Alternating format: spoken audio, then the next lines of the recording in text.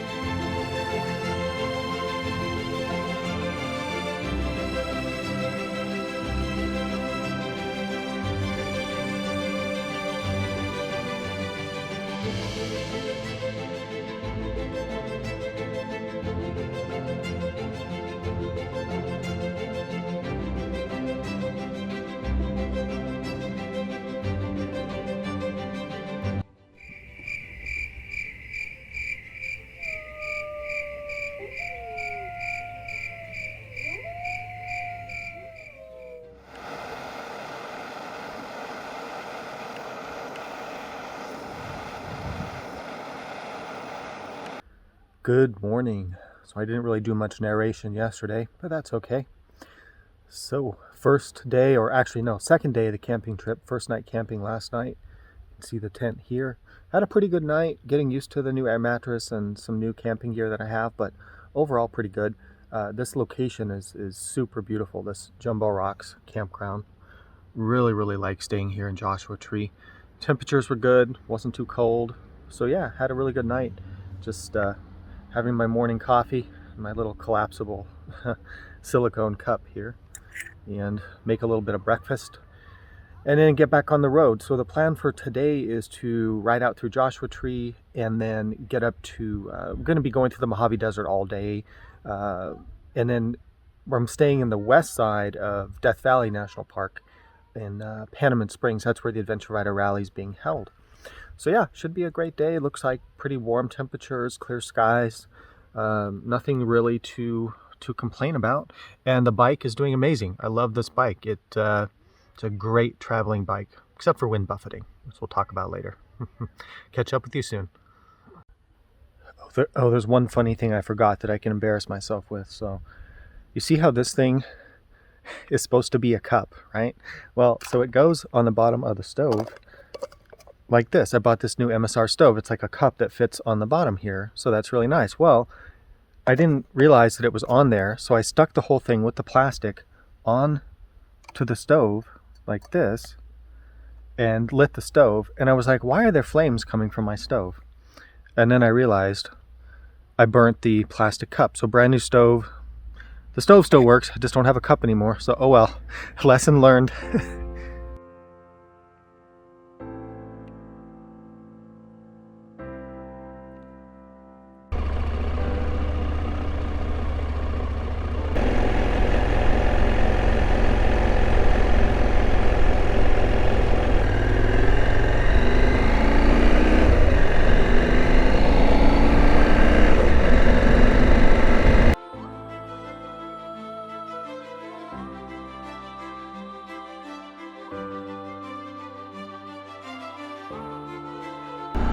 Punch it.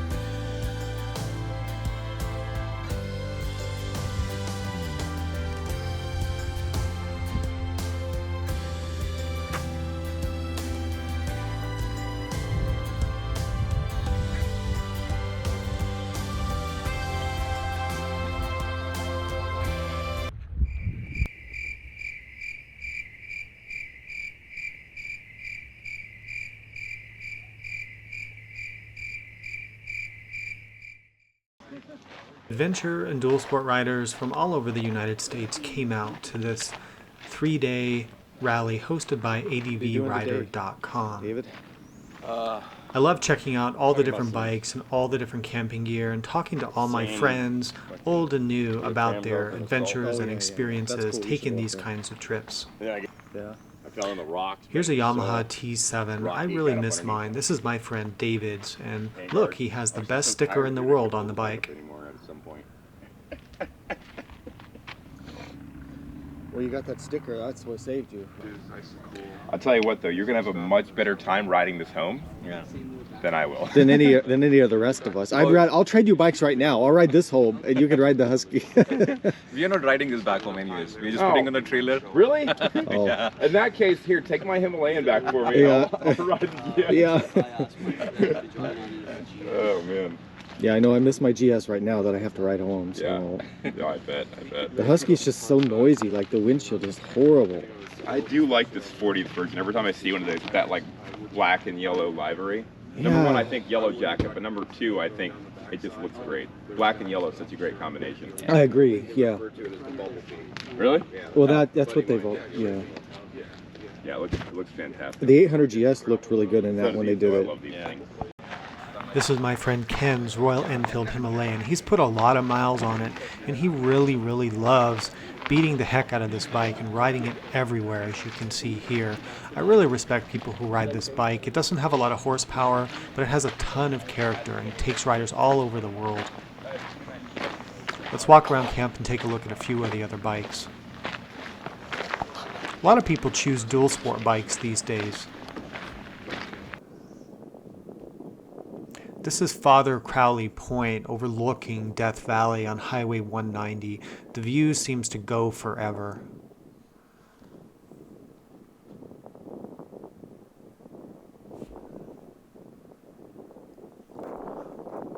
These bikes provide a great backdrop for this iconic western scenery.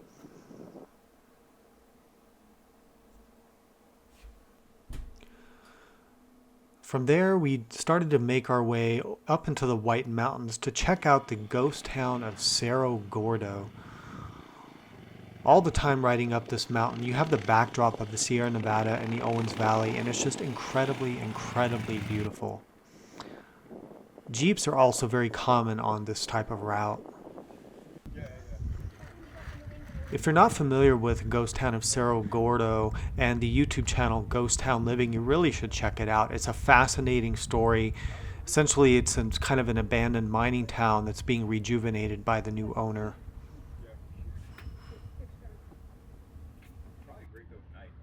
Oh, it's amazing. You can see every star and also There's a lot of fascinating history to check out here. Cerro Gordo and the mine started in 1866 when they discovered silver here, and silver mining was always a big part of this area. The mines have undergone different phases of ownership over the years, and so has the town. And in 2020, someone named Brent, who started the YouTube channel Ghost Town Living, he and some business partners from LA purchased the remnants of the town and have really started to rejuvenate the area. There's a lot of cool stuff to see and do here, and it's highly recommended to visit if you have the time. There's a lot of old buildings and museums where the owners and previous owners have kept a lot of the artifacts they've discovered in the area. people are coming. That's good news, yeah. More donations. Tell them we got some money.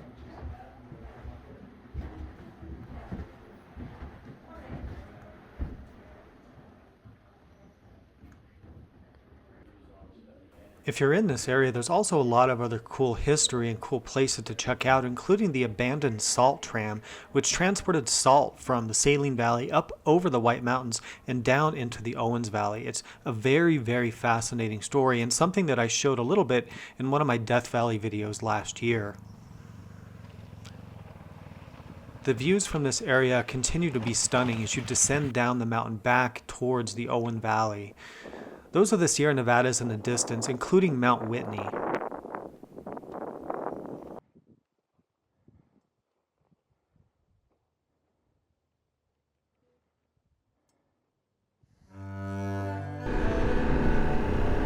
Enjoy the ride and enjoy the scenery as we head down Tuttle Creek Road up into the Alabama Hills just outside of Lone Pine. This area, which sits in the shadow of the Sierra Nevada mountains, has been very popular for filming car and motorcycle commercials, so you might recognize the scenery. Just kick back and enjoy this incredible postcard-like scene.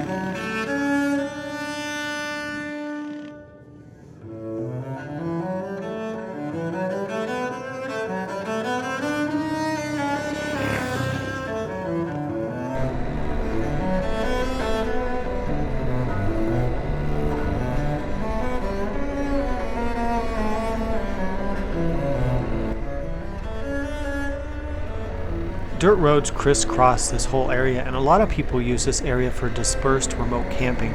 But if you do visit here, please know the regulations, as you're not allowed to camp in many of these areas. The roads can be a little bit rough and a little bit sandy at times, but any adventure bike should be just fine. Scenes like this are truly inspirational and are moments that you're going to remember the rest of your life.